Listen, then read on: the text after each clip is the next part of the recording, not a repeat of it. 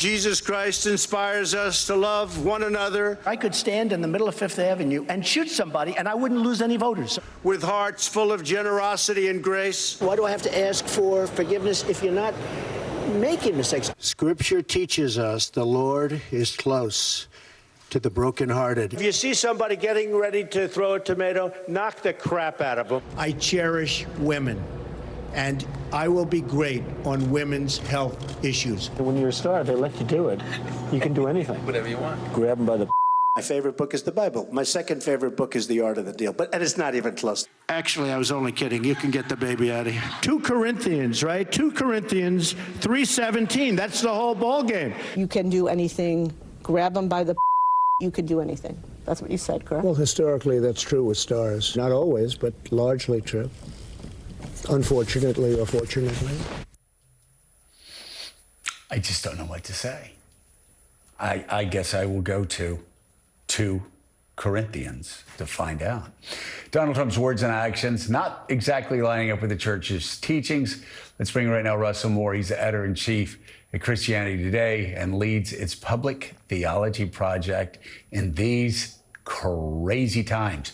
Russell's also the author of the new book, Losing Our Religion, an altar call for evangelical America. And Russell, I just have to go to one of those clips that still 8 years later fascinates me, that members of our tribe, evangelicals generally, we both grew up in the Southern Baptist Church, but that they would sell their political souls, and I'll just say their political souls, I'll be nice this morning, to a guy who says, I don't need to be forgiven by God. I don't need to ask God for forgiveness.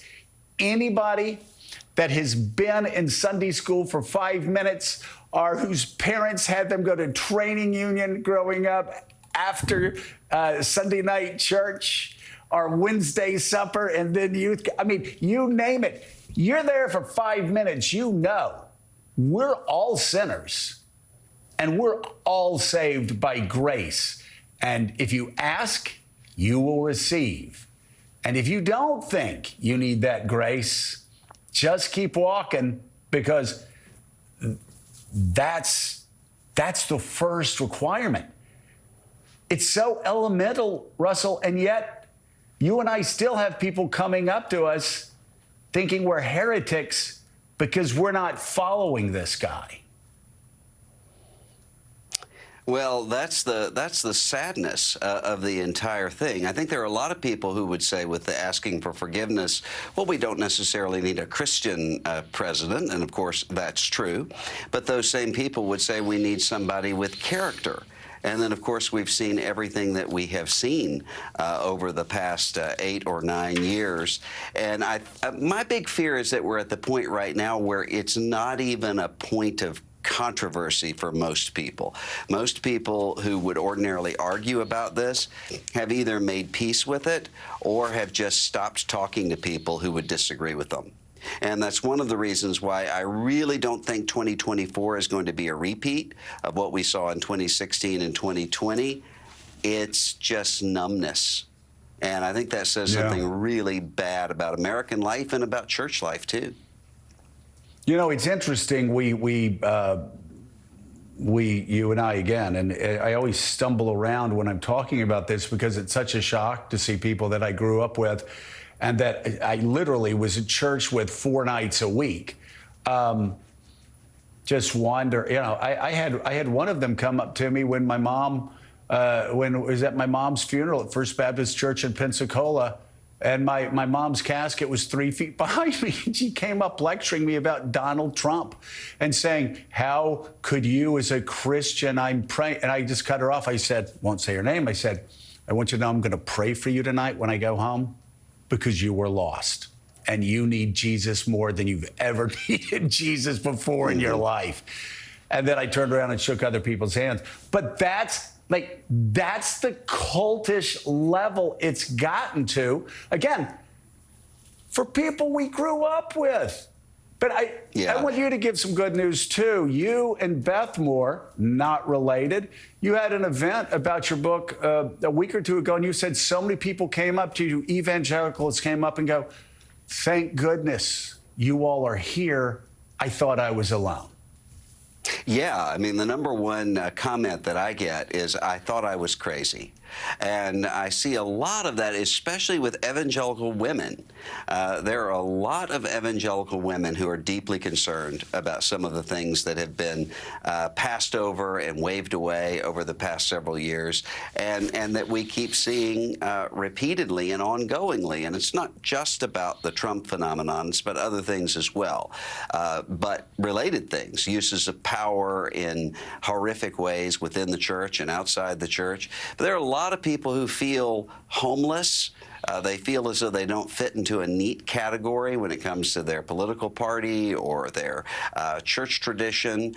I actually think that's a good thing. I think we've been too closely tied to those identities, and it's kept us from seeing the fact that Christianity really is about being different, about walking in step with the kingdom of God, not with any set of party or denominational bosses. And if that's the beginning of something new, then I welcome it. Robert Gibbs. Yeah, let me ask you one question. You talk a little bit here about politics. Who do you see on the Republican side or on the Democratic side that evangelicals are interested in politics? Who, if not in Donald Trump, who in 2024 and beyond do you see as having an entree into these voters? Well, I hear almost no evangelical Christians talking about the primary election yet at all. There'll be talk about people on various sides of the Donald Trump indictments, but I don't hear much talk at all about support for various candidates. I just don't think most of them have tuned into that yet. Now, that would be different, of course, in Iowa, because they're being courted right now, but I don't think that's the case in the rest of the country. Well, that's what I wanted to actually ask you right there, was the idea of Iowa, because we know that former Vice President Pence in particular is trying to win over this group of evangelicals. And I think he stands as a fascinating case study. He is someone who is a man of deep faith, who makes it center to his political identity, but yet by so many diehard Republicans, including evangelicals, is deemed as a traitor because he betrayed Donald Trump. Instead of, because these Republicans wanted him to abandon his duty to the Constitution. Yeah, and that's what was so disturbing to me about watching film from the Iowa State Fair. People screaming at Vice President Pence, "You're not a Christian." I mean, people can have all kinds of views about Mike Pence, but the idea that he's not a Christian is ridiculous. And you ask why, and it's because he stood up for the Constitution and wouldn't undo our entire democracy. Well, if that's the definition of what it means to be a Christian, we're in a very dark place. And so I think Mike Pence has a lot of work to do, of course, in a Republican primary the way that it is right now. But I'm glad that he stood by his principles on January the 6th and that he's starting to talk about that quite a bit right now. Russell, let's talk about young Christians. In '94 when I ran, I noticed when I would go to Christian schools, or I would go to churches, younger Christians would be like their parents talking about cultural issues that a lot of people are talking about today. By 2000, I noticed when they would come into my office in Washington to get jobs, a lot of them were like wearing Birkenstocks. They were talking about hunger, AIDS in Africa. The emphasis was, and it was such a marked change in 6 years. It's what I call Matthew 25 Christians. What we know of is Matthew 25 Christians, feeding the hungry, clothing the naked, helping the poor, bringing hope to the hopeless.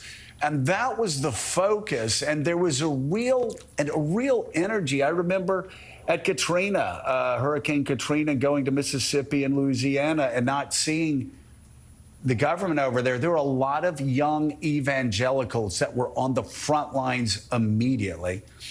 I wonder, is all of this causing a crisis in faith for younger Christians, all of this fighting, this Trumpism, because we're hearing about the emptying out of churches. What's the impact of this on those Christians? Well, even the word evangelical, in almost every case, someone who will push back and say, I don't like the word evangelical, let's not use it. That's almost always somebody who is the most committed kind of evangelical. But they see it as being captured by political sorts of connotations that they don't support. And often the people who will say, yeah, I'm an evangelical, are people who haven't been to church since the first Bush administration, but who identify with the politics. Well, that's not an even trade. And I think right now we have a lot of people who are hurt, who are disillusioned. And my response to that is to say, let's not pretend that we don't have a crisis. Let's address the crisis, but let's not yield to cynicism.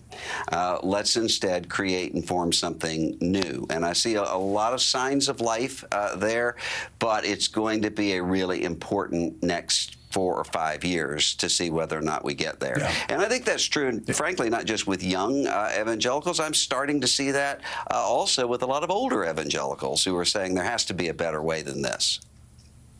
Yeah, you know, the problem is that even the term evangelical has become a cultural marker more than anything else. Nothing to do with faith. It's now a cultural marker, like Christian nationalism. The new book is titled Losing Our Religion, an altar call for evangelical America. It is out now. Russell Moore, thank you very much. Greatly appreciate you being here for Faith on Fridays. And Robert Gibbs, thank you as well. I'd love to say War Eagle. I just don't have it in me yet.